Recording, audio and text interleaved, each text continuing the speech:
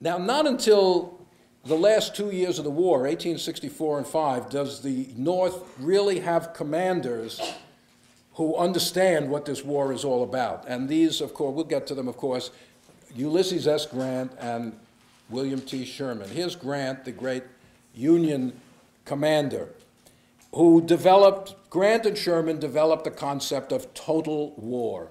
Total war. We will see this develop but for now it's significant. Neither of them was really a West Point type. Grant was at West Point. Both of them were graduated from West Point. Grant was at West Point, but he hated it, and he kept reading the newspapers in the 1840s to try, hoping that West Point would be abolished so he could go home. There was debate about that. It was seen as an aristocratic institution. Sherman lived in the South before the war and was somewhat mentally, well, quite depressed anyway at the beginning of the war. He suffered from depression. But both of them had extensive experience in the Mexican War, and it was experience, not West Point training, that they drew on. In fact, there's a story. After the war, a group of businessmen in New York decided to honor Grant by donating to him a library of military history books. But being businessmen, they didn't want to waste their money, so they said, well, you tell us what books you have, and we won't give you duplicates. We'll give you other books. And Grant said, well, I don't actually have any such books. I don't read military strategy or military history because it's irrelevant to what's going on nowadays.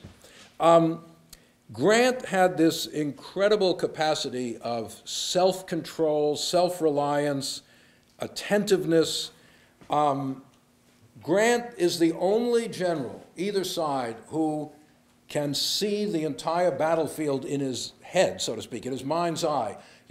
At the beginning, these guys are here, these guys are there. Once the battle begins, reports start coming in from all over the place. This guy's over here, we have to have reinforcements. And literally, most generals, they really had like a map and little thing. They'd move, okay, move this guy over like little chessmen. Not Grant. He kept it all in his head. He could see what was going on just from the reports without having to sort of physically have it embodied. Most generals could not think beyond the scope of their own vision. They had to have something to look at to understand what was going on. Not Grant. He had this incredible power of concentration. Now, Grant and Sherman totally integrate politics and war by the end of the war. Sherman's march to the sea, which we'll talk about. Not a very popular guy in Georgia, I understand that. Atlanta to the sea with great destruction. Why? There was no army in his way. There was no military target marching from Atlanta to Savannah. The target was Southern morale. My aim, he said, was to whip the rebels, humble their pride, follow them into their innermost recesses and make them fear us.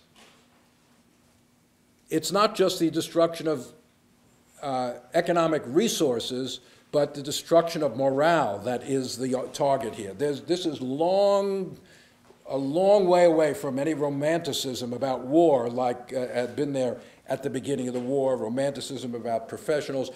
And Grant, too, Adam Badeau, his aide-de-camp, wrote after the war, he said, above all, Grant understood he was engaged in a people's war. People versus people, not army versus army. The people, as well as the armies of the South, must be conquered.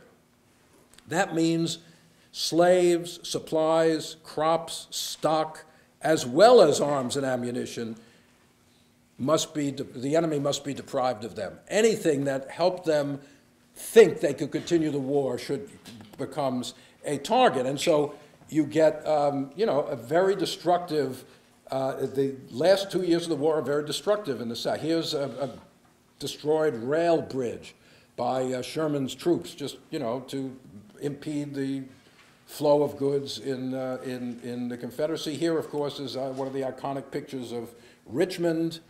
This is a flour mill, I think, after the fires that destroyed Richmond when the Union Army finally entered the city in 1865. But so, how should I put it? The line between military targets and civilian targets begins to erode as the Civil War goes on. As I say, Sherman says, War is cruelty, and you cannot refine it. If the people raise a howl against me for barbarity, I say war is not popularity seeking. If they want peace, they must stop the war. That's it. You don't like what's going on? Stop the war. Don't fight. It'll all be over, says Sherman. That's the only way to win this war. So the Civil War should have destroyed any idea of the romanticism of war. Unfortunately, it seems every generation has to learn that lesson for itself.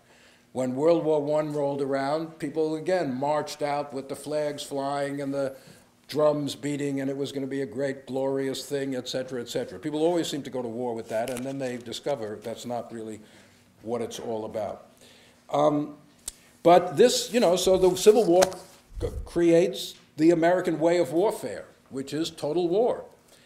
And it is soon transferred to other venues. It's not an accident that it's in the years after the Civil War that the great fight against the Plains Indians takes place in the same way. What do they do to defeat the Plains Indians? They destroy the buffalo, because that's what they live on, right?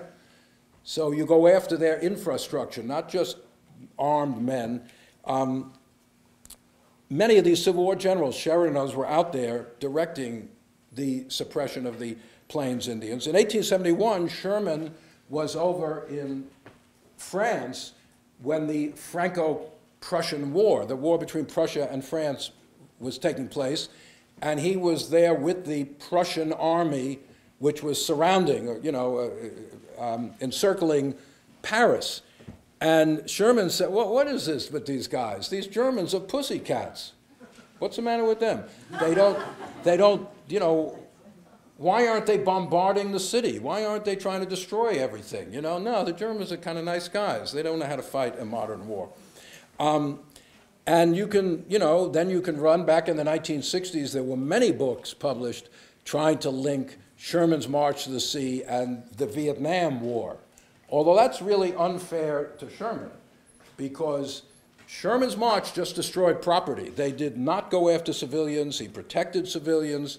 Property was the target, not people. In Vietnam, you had what they called these free fire zones, where anybody who moved was assumed to be an enemy and could be legitimately shot.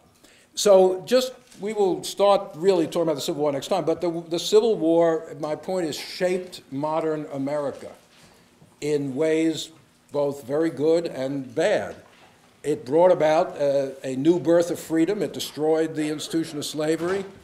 It brought about, if you like this or not, the rise of the powerful national state. That's why libertarians today condemn Lincoln as a tyrant, because the national state, which barely existed before the war, is now created by the very effort to mobilize resources for the war. And it should have destroyed a certain element of American self-consciousness, which is exceptionalism. The idea that our government is based on consent, whereas everyone else's government is based on force. But unfortunately, sad to say, government rests on power. And that is what the Civil War, the reason the United States is a single nation today is power, not consent. And in that sense, the war suggests we aren't really all that different from all those other countries in the world. So next time we will go into the first year of the war and see how this happens chronologically.